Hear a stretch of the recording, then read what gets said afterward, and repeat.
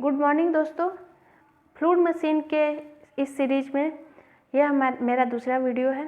अगर पहले वीडियो की बात करें और इसे रिव्यू करें तो सिंपली हम लोग क्या पढ़े थे, फिक्स प्लेट जो एक बार फ्लैट वर्टिकल था और दूसरी बार इंक्लाइन था। जो जेट का इम्पैक्ट था उसका formula rho A V square था। चूँकि ये फिक्स था इसलिए इसकी एफिशिएंसी और वर्क डन 0 थी। अब मूवेबल प्लेट पे आते हैं। मूवेबल प्लेट का फार्मूला था इम्पैक्ट का rho A V minus u का होल स्क्वायर और इंक्लाइन के लिए था rho A V minus u का whole square into sine square theta x direction में थी। चूँकि ये मूवेबल है इसलिए इसकी इफ़िशियंसी और वर्क डन भी होगी। वर्क डन और इफ़िशियंसी वर्क डन निकालने के लिए हम सिंपली इंटू यू करते थे जो कि प्लेट की वेलोसिटी थी, और इफ़िशियंसी निकालने पे इफ़िशियंसी जो आई थी हमारी 8/27 थी जो अराउंड 30% के थी, और इंक्लाइन प्लेट के लिए तो इससे भी कम थी 8/27 इंटू साइन स्क्वायर थीटा जो कि 30% से भी कम थी। चूँकि हाइड्रोलिक पावर प्लांट की जो इफ़िशियंसी होती है वो 80 से 95% के अराउंड होनी चाहिए और ये 30% बहुत ही कम है। चूँकि वर्टिकल प्लेट तो 30% है भी, इंक्लाइन प्लेट तो 30% से भी कम है, तो इंक्लाइन प्लेट को हम यहीं पास छोड़ते हैं। अब वर्टिकल प्लेट को और अधिक इम्प्रूव करने की कोशिश करते हैं। अब हम आते हैं सीरीज ऑफ फ्लैट प्लेट के, मतलब किसी टरबाइन पे हम सीरीज ऑफ फ्लैट प्लेट लगा देते हैं। तो उसके बाद अगर इसकी एफिशिएंसी निकालते हैं, पहले तो मैं इसका फोर्स का इम्पैक्ट मैं बता रही हूँ, जेट का इम्पैक्ट रो ए भी इंटू भी माइनस यू, ये इम्पैक्ट हो गया। और वर्क डन निकालने के लिए रो ए भी इंटू यू, यू क्या है प्लेट की वेलोसिटी, भी माइनस यू। इस प्रकार वर्क डन निकला। टोटल मिला के आपको बस याद रखने की इफ़िशियंसी कितनी आई। इफ़िशियंसी आई हमारी 50%। सीरीज ऑफ फ्लैट प्लेट में इफ़िशियंसी 50% है और सिंपली मूविंग प्लेट में इफ़िशियंसी 30% है। देखिए दोस्तों, सिंपली मूविंग प्लेट के लिए जो मैक्सिमम इफ़िशियंसी के लिए वेलोसिटी की वैल्यू होनी चाहिए, प्लेट के वेलोसिटी की वैल्यू वो जेट के वेलोसिटी का 1/3 होनी चाहिए, और सीरीज ऑफ फ्लैट प्लेट में जो वेलोसिटी है हमारे प्लेट की वो वेलोसिटी जेट के वेलोसिटी की हाफ है। याद रखिएगा हमेशा कि सिंपली मूविंग प्लेट के लिए जो वेलोसिटी है एन मैक्स के लिए वो 1/3 होगी जेट के वेलोसिटी की, और सीरीज ऑफ प्लेट के लिए जो वेलोसिटी की वैल्यू होगी वो वैल्यू जेट के वैल्यू की हाफ होगी। अब इसी सीरीज को आगे बढ़ाते हुए आज चलिए बात करते हैं। अब हम बात करते हैं, चूँकि अभी तो हमें सीरीज ऑफ प्लेट से 50% की एफिशिएंसी मिल रही थी और मेरा टारगेट है 80 to 95% के बीच, तो यह अभी भी बहुत कम है। तो इसे और इम्प्रूव करने के लिए हम कर्व प्लेट की तरफ आगे बढ़ते हैं। लेकिन कर्व प्लेट में भी हम सबसे पहले फिक्स पढ़ेंगे, फिर मूविंग पढ़ेंगे और उसके बाद सीरीज ऑफ कर्व प्लेट पढ़ेंगे। देखिए दोस्तों, यहाँ पे सिमेट्रिकल कर्व प्लेट है और यह अनसिमेट्रिकल कर्व प्लेट है। सिमेट्रिकल कर्व प्लेट में पहले तो जेट जो सेंटर पे इम्पैक्ट करे, उसके बाद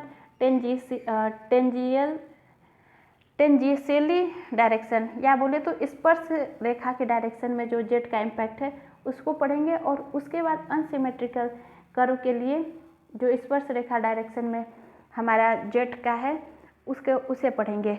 हमारे लिए यह इम्पॉर्टेंट है, फिर भी एग्जाम में इसका फार्मूला और इसका फार्मूला भी आ सकता है, तो इसे भी हम पढ़ेंगे।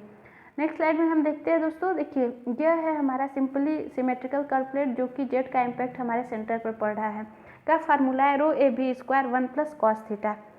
याद करिए इंक्लाइन प्लेट में क्या था, rho A V square sign square theta है ना दोस्तों, एक्स डायरेक्शन में।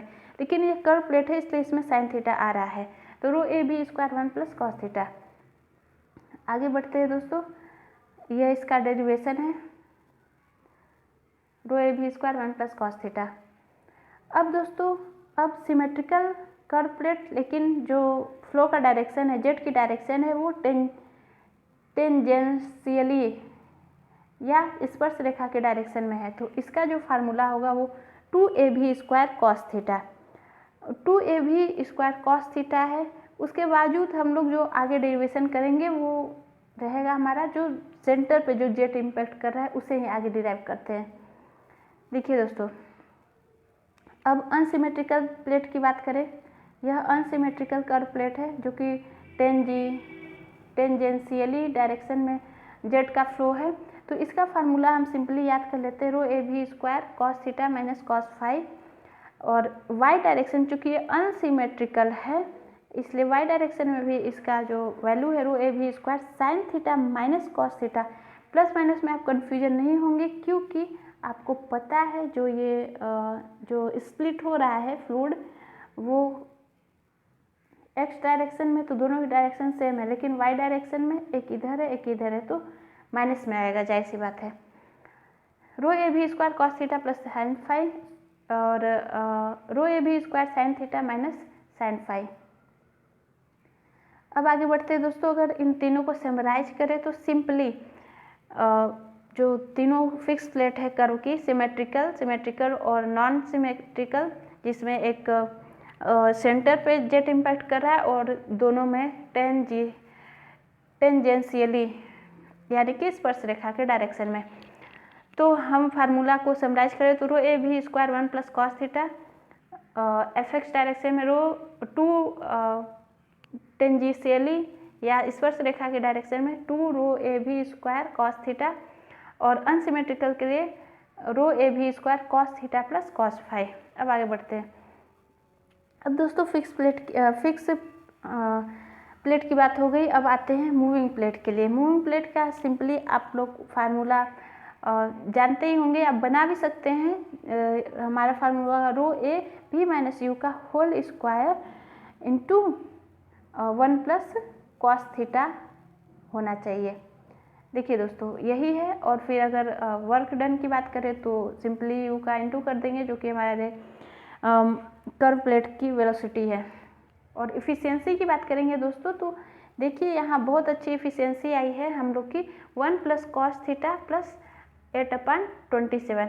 हमारा जो simply flat plate moving plate था वो 8/27 है, 30% है, लेकिन देखिए 1 प्लस कॉस थीटा मतलब 30% से कुछ ज़्यादा तो होगा ही, क्योंकि अभी नंबर सीरीज ऑफ प्लेट की बात नहीं हो रही है, अभी मूविंग प्लेट की बात हो रही है। तो मूविंग प्लेट के लिए जो मैक्स वेलोसिटी होती है प्लेट की वो कितनी होती है, जेट की वेलोसिटी का 1/3 होती है, और सीरीज ऑफ जेट के लिए जो वेलोसिटी होती है वो हाफ होती है जेट की वेलोसिटी की। तो आइए अब सीरीज ऑफ प्लेट की बात करें तो देखिए दोस्तों इसकी इफिशियंसी क्या होगी हमारी 1 प्लस कॉस थीटा अपान 2 होगी। कब? जब हम मैक्स इफिशियंसी के लिए अप्लाई करेंगे u बराबर v/2 की को, तो हमारी इफिशियंसी 100% तक आ गई, मतलब हमारी जो है खोज वो पूरी हुई। अब हम इसे अब हम टरबाइन बनाने के डिजाइन के मॉडल में आगे सोच सकते हैं, क्योंकि अब इफिशियंसी मुझे डिजायर्ड इफिशियंसी मिल चुकी है 100%। Utilising this fact only the bucket for Pelton wheel turbine. ये जो भी हम लोग इफिशियंसी का फार्मूला जो भी समझे हैं वो एक पेल्टन टरबाइन को बेस मानते हुए, एक्चुअली अप्लाई ये सभी टरबाइन पे होगा, लेकिन पेल्टन टरबाइन चूँकि आज समझने में आसानी होगी इसलिए उसे ही बेस बनाकर किया गया है। तो देखिए दोस्तों इसमें क्या है, अगर थीटा 0 हो तो मैक्स इफिशियंसी होगी। तो थीटा 0 का मतलब क्या होगा, सेमी सर्कुलर होना चाहिए, हमारा सेमी सर्कुलर होना चाहिए। लेकिन सेमी सर्कुलर से एक प्रॉब्लम होती है, अपकमिंग ब्लेड पे जो भी आगे आने वाली ब्लेड है उस पर जो उसका एग्जिट वाला वाटर है वो इम्पैक्ट करेगा तो उससे डैमेज होने का खतरा रहेगा और हमारा ढेर सारा फोर्स वेस्ट होगा, क्योंकि वो यूटिलाइज नहीं हो रहा है बल्कि और भी रॉन्ग मतलब अनडिजायर्ड डायरेक्शन में फोर्स लग रहा है, तो वो वेस्ट हो रहा है। तो हमें भले 100% इफिशियंसी ना मिले, लेकिन मुझे ये प्रॉब्लम को सॉल्व करना है, तो हम उस एग्जिट को हम हल्का सा एंगल दे देते हैं। यदि हम ऐसे करते तो एग्जिट 0 डिग्री पे होएगा तो मैक्स इफिशियंसी होगी, लेकिन इससे हमारा ऐसा होने पे भी हमारा घाटा हो रहा है, क्योंकि हमारा बहुत सा फोर्स देखिए अपकमिंग ब्लेड पर इम्पैक्ट कर रहा है जो कि हार्मफुल है। इसलिए हम बोले हाँ भाई हमें 100% थोड़ी कम इफिशियंसी चाहिए, लेकिन ये प्रॉब्लम सॉल्व होनी चाहिए। तो हम क्या करते हैं, इसे हल्का सा इंक्लाइन कर देते हैं, एग्जिट एंगल हल्का सा इंक्लाइन कर देते हैं, मतलब theta equal to 10 to 20 degree रखते हैं। और इसके अलावा जब हम एग्जिट एंगल 10 to 20 डिग्री रख रही है तो एंगल ऑफ डिफ्लेक्शन, दोस्तों एंगल ऑफ डिफ्लेक्शन कितना होगा, 180 तो होगा नहीं, तो 180 में से इन दोनों का अगर बीच का मान ले तो 50 करेंगे तो 165 के अराउंड आएगा एंगल ऑफ डिफ्लेक्शन। तो कितना हुआ हमारा angle of deflection, 160 to 170 degree, और exit angle 10 to 20 degree. Okay दोस्तों, आगे बढ़ते हैं। देखिए दोस्तों, अब बात हो गई कि हाँ एंगल पे ऐसा होना चाहिए ऐसा। अब बात चाहिए टरबाइन के। अब हम टरबाइन पढ़ने के लिए पूरी तरीके से तैयार है, क्योंकि इफिशिएंसी के बारे में सब कुछ अनुमान लग गया, अब क्या कैसे करना है हल्का हल्का सब क्लियर हो गया है। तो hydro water hydel turbine, hydel turbine कैसा, हाइड्रो एनर्जी को इलेक्ट्रिकल एनर्जी में बदल दे, हाइडल टरबाइन। तो इसमें कन्फ्यूज ना होइएगा। और देखिए दोस्तों, टरबाइन को हम प्राइम मूवर कहते हैं। प्राइम मूवर का क्या काम है, कोई भी एनर्जी को लेके वो मैकेनिकल एनर्जी में कन्वर्ट कर दे तो वो प्राइम मूवर होता है। तो इस प्रकार हमारा टरबाइन भी एक प्राइम मूवर है। अब वाटर के पास कितनी अवेलेबल पावर होती है, तो ये फार्मूला याद कर लीजिए, रो क्यू एच। कैसे याद होगा, बहुत सिंपल है, पहले मैं कलर चेंज कर लूँ। रो जी एच पोटेंशियल एनर्जी, याद रहेगा सभी को। चूँकि टरबाइन में डिस्चार्ज होएगा इसलिए क्यू भी ऐड कर लीजिए। अब रो जी को क्या लिख सकते हैं, गामा, गामा एच क्यू, यही है अवेलेबल वाटर पावर। ठीक है दोस्तों, अब पावर डेवलप्ड पे क्वेश्चन आता है। अब पावर डेवलप्ड का फार्मूला में क्या होगा, सिंपली पावर अवेलेबल पे एन ओवरऑल, इफिशिएंसी ओवरऑल की को इंटू कर देंगे तो पावर डेवलप्ड हो जाएगा। अब इफिशिएंसी ओवरऑल का को मतलब उसमें कौन कौन सी इफिशिएंसी आएगी, हाइड्रोलिक की इफिशिएंसी, मतलब जितनी भी इफिशिएंसी हुई सबको इंटू कर देंगे तो वो हमारा ओवरऑल इफिशिएंसी आ जाएगी। तो अब इस पे जो कोई क्वेश्चन आएगा आई होप कि आप उसे आसानी से सॉल्व कर पाएंगे। नेक्स्ट स्लाइड पे चलते हैं हम लोग दोस्तों। देखिए दोस्तों, ये बात रही पावर वो वाट में था। अब हम एचपी में करें। अगर हम हॉर्स पावर में अगर हम अपने पावर को वाट को चेंज करना चाहते हैं तो सिंपली 735 से अपन कर देंगे तो वो हमारा हॉर्स पावर में आ जाएगा। अब हॉर्स पावर में भी देखिए दोस्तों, अब जी की वैल्यू रो जी एच क्यू एन, ये पावर डेवलप हो गया इंटू 735। अगर जी की वैल्यू रख दें 9.8, इसको भाग करेंगे तो आ जाएगा हमारा सिंपली 75। तो एग्जाम में दोनों टाइप के क्वेश्चन आ सकते हैं, कभी यह भी पूछ सकता है और यह भी पूछता है, इसलिए 735 और 75 याद कर लीजिएगा और कैसे आया है ये हमेशा याद रहेगा। यहाँ पे दोस्तों आप यहाँ पे कुछ नोटिस कर रहे हैं, यहाँ पे अगर हम पावर को चेंज ना करें, कांस्टेंट कर दे कि हाँ मुझे इतने मेगावाट का पावर प्लांट इस्टेब्लिश करना है, ठीक है दोस्तों, तो फिर अब क्या होगा, अब हम कुछ चीज़ें कांस्टेंट हो जाएगी और हम बदल किससे सकते हैं, या तो हम डिस्चार्ज और एच को आपस में बदल के हम पावर कांस्टेंट है तो डिस्चार्ज और हाइट को बदल सकते हैं।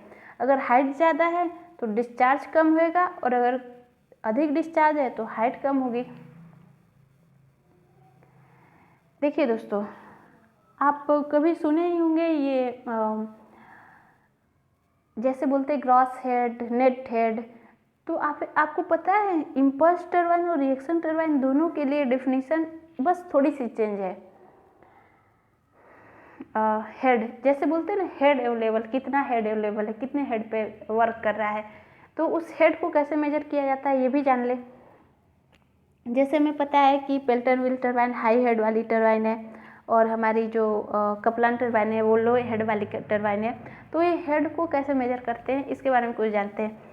देखिए दोस्तों, इम्पल्स टरबाइन और रिएक्शन टरबाइन दोनों के लिए हेड लेवल जो भी हो, हेड है, ग्रॉस हेड या नेट हेड, वो इसकी डिफिनीशन अलग अलग है। वो कैसे है, देखिए दोस्तों, जो हमारा इम्पल्स टरबाइन है जिसमें कि इनपुट में सारी एनर्जी काइनेटिक एनर्जी होती है। मैं आपको इम्पल्स और रिएक्शन के बारे में कुछ हल्का सा ब्रीफ पहचान बता दे रही हूँ कि जो हमारा इम्पल्स टरबाइन होता है वो उसके जो नोजल में के पास जो भी वाटर अवेलेबल होता है वो काइनेटिक एनर्जी के फॉर्म में होता है, उसमें प्रेशर एनर्जी नहीं होता, वो प्योर काइनेटिक एनर्जी रहता है, वो प्योर इम्पल्स टरबाइन होता है।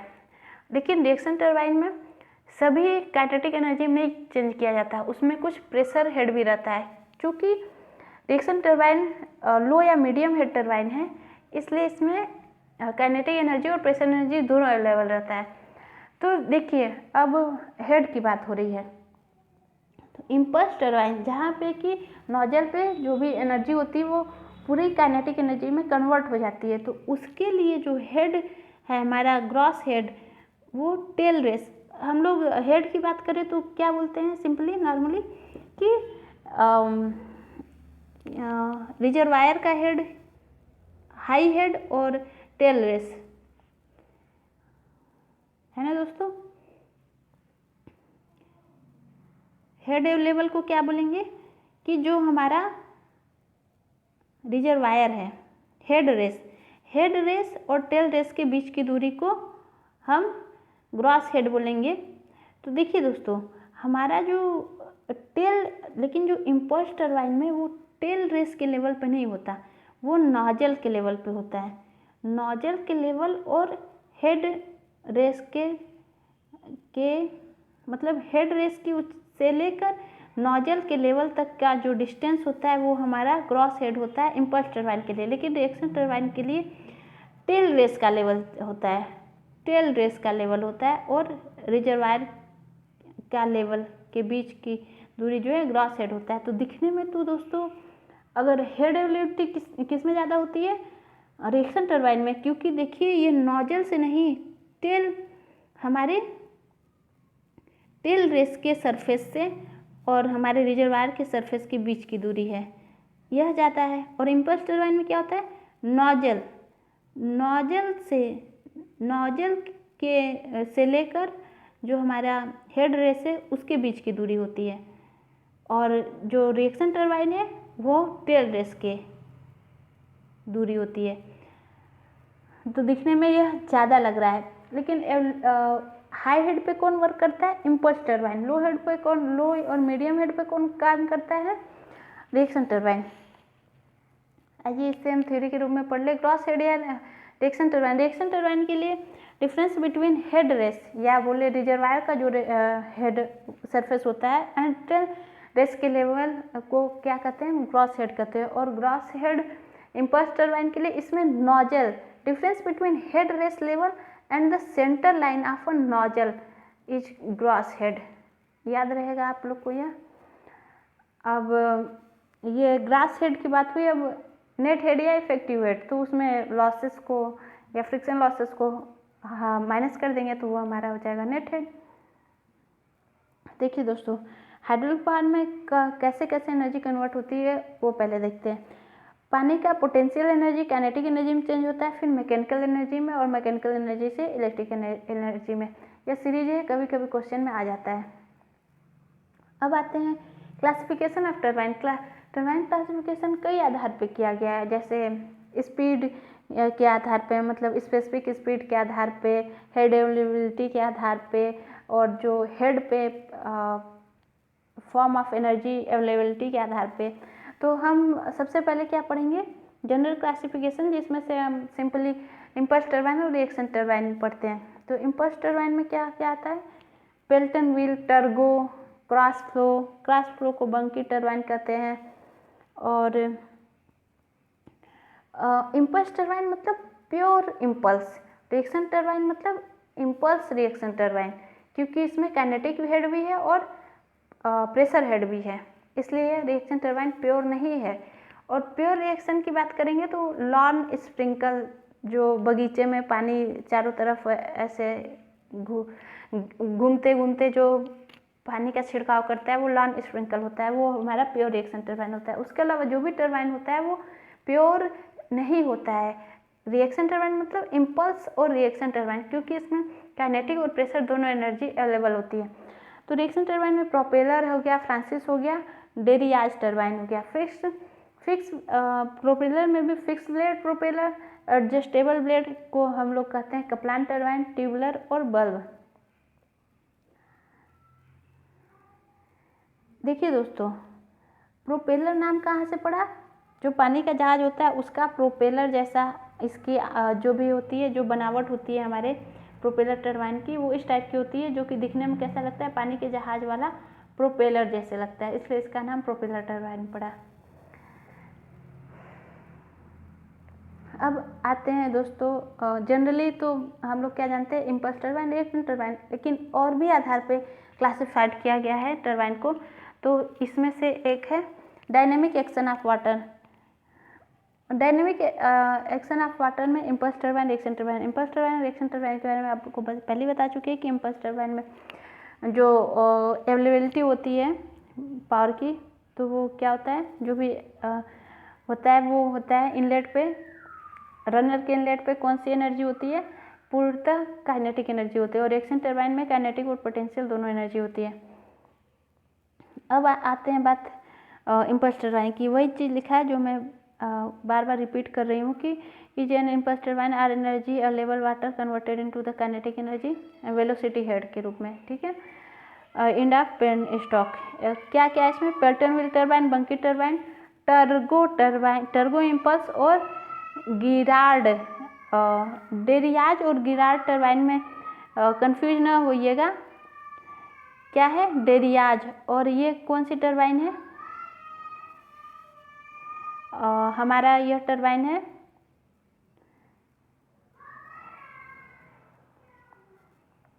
दोस्तों, हमारा टरबाइन है ये गिरार्ड टरबाइन, ठीक है दोस्तों। अब आते हैं रिएक्शन टरबाइन। रिएक्शन टरबाइन में दोनों अवेलेबिलिटी होगी, प्रेशर हेड और काइनेटिक एनर्जी दोनों। तो इसमें क्या किया जाएगा? Francis turbine, propeller turbine, Kaplan turbine, Deriaz turbine, tubular turbine, bulb turbine और जोनवाल टरबाइन। देखिए दोस्तों, यहाँ जो टरबाइन के नेम है वो ज़्यादा इंपॉर्टेंट होते हैं क्योंकि कभी कभी एग्जाम में आ जाते हैं।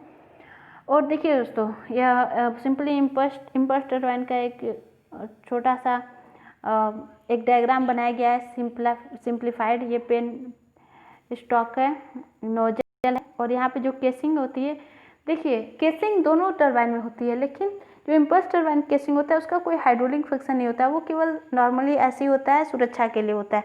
लेकिन जो हमारा रिएक्शन टरबाइन है उसमें केसिंग का बहुत बड़ा रोल है, वो यूज होता है, हाइड्रोलिक फंक्शन उसमें यूज होता है, उसके बिना काम ही नहीं चलेगा। और इसके बिना तो काम चलेगा, इम्पल्स टरबाइन में केसिंग बिना काम चलेगा, ये बस बाहरी सुरक्षा के लिए सिंपली, इसका कोई हाइड्रोलिक फंक्शन नहीं है। लेकिन रिएक्शन टरबाइन में जो केसिंग का है उसका हाइड्रोलिक फंक्शन है, इसी वजह से जो हमारी हेड अवेलेबिलिटी होती है वो बढ़ जाती है। आपको पता भी होगा कि दिखने जो हमारा रिएक्शन टरबाइन है उसकी जो हेड अवेलेबिलिटी होती है टेल रेस से लेके हेड रेस के बीच की दूरी होती है, जबकि इम्पल्स टरबाइन के नोजल के सेंटर से लेके हेड रेस के बीच की दूरी होती है। अब आगे बढ़ते हैं दोस्तों, रिएक्शन टरबाइन को हम जान पाए हैं।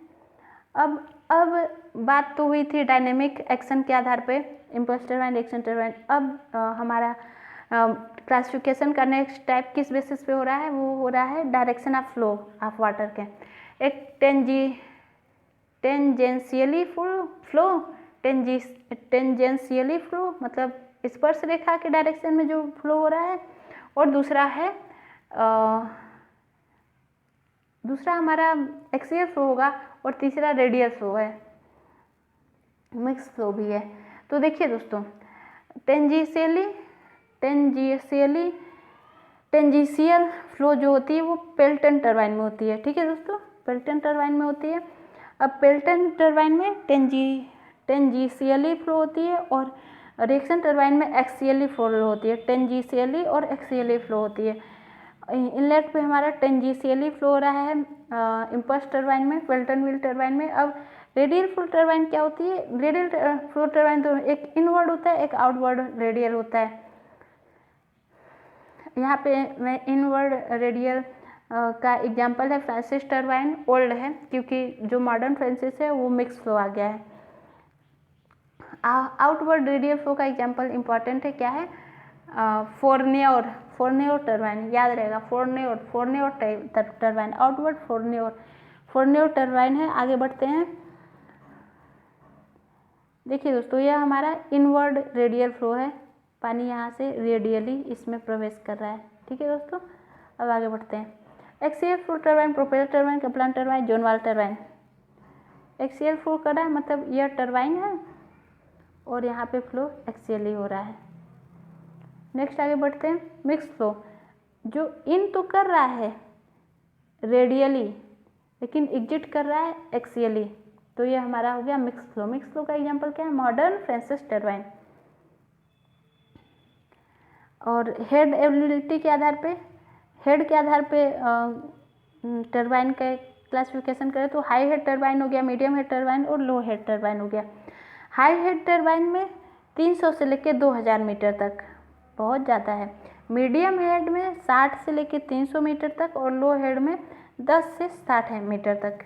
और अगर बात करें स्पेसिफिक स्पीड की तो यही वैल्यू रहेगी, उल्टा हो जाएगा क्योंकि भाई हेड जो है वो हमारे स्पीड का इन्वर्सली तो मतलब उल्टा हो जाता है, जैसे हेड ज़्यादा है तो स्पेसिफिक स्पीड कम हो जाएगी। आगे बढ़ते हैं, देखिए दोस्तों, अगर लेस देन 50 है, लो हेड टरबाइन क्या है 50 से 60 तक ना, यदि लेस देन 50 है तो वो हमारा कपलान टरबाइन हो जाएगा। 50 से 30 है तो कपलान और फ्रांसिस टरबाइन हो जाएगा। और कपलान या फ्रांसिस टरबाइन में से कोई एक हो सकता है, जिसमें से कपलान टरबाइन, इसको आप अपने हिसाब से समझिए, नॉर्मली एग्जाम में जो पूछा जाता है वो ऐसे ही पूछा जाएगा। नेक्स्ट आगे बढ़ते हैं दोस्तों, स्पेसिफिक स्पीड के आधार पर, जैसा कि मैं बताई थी कि हेड जाता है तो स्पेसिफिक स्पीड कम होगी। तो पेल्टन व्हील जो बहुत हाई हेड में होता है, मतलब कि लगभग 300 से 2000 के बीच होता है, उसकी जो स्पेसिफिक स्पीड होती है वो 10 से 35 होती है। एक तो सिंगल जेट होता है, सिंगल जेट में स्पीड कम है और मल्टी जेट में स्पीड ज़्यादा हो जाएगी, ज़्यादा नहीं होगी, बस थोड़ा सा ज़्यादा होगी। 10 से 35 है single jet Pelton wheel turbine, multi jet Pelton turbine 35 से 60 है, फ्रांसिस टरबाइन 60 से 300 है, प्रोपेलर कपलान टरबाइन 300 से 1000 है।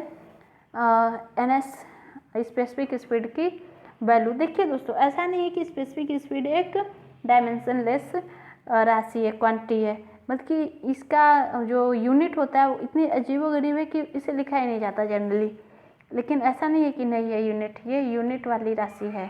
ठीक है दोस्तों,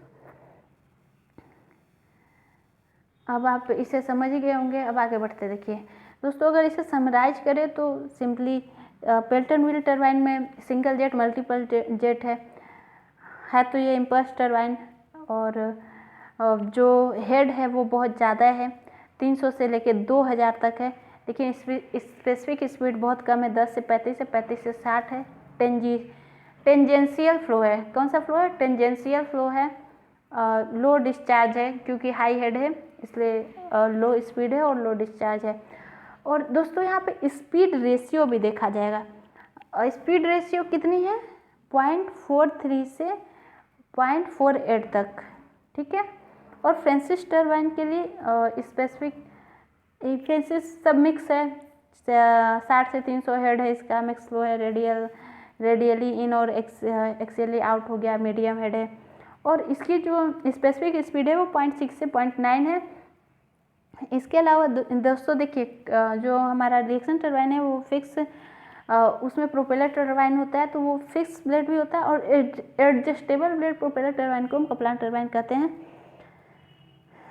तो देखिए लो हेड होता है, 10 से 60 तक मीटर तक होती है, रिएक्शन टरबाइन है। और जो स्पेसिफिक स्पीड है ये 300 से 1000 तक है। इसमें देखिए दोस्तों, हेड और स्पेसिफिक स्पीड आपस में बदल जाते हैं, लेकिन यहाँ पे देखिए 300 से 2000 हेड है, लेकिन स्पेसिफिक स्पीड में एक कम हो जाएगा, 300 से 1000 होगा। उल्टा में, उल्टा क्या है तो हेड ये पेल्टन व्हील टरबाइन का, लेकिन स्पेसिफिक स्पीड है ये कपलान टरबाइन का, 300 से 1000।